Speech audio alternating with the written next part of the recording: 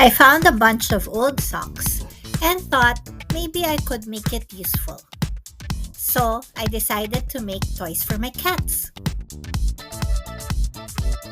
With a sock, you can make a straightforward small pillow or draw a cat head on it.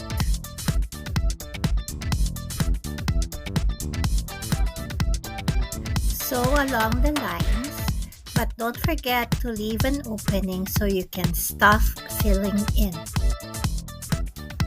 Cut the excess and then stuff it with filling. But for me, I just used leftover batting. Close the opening by hand sewing and then you're done.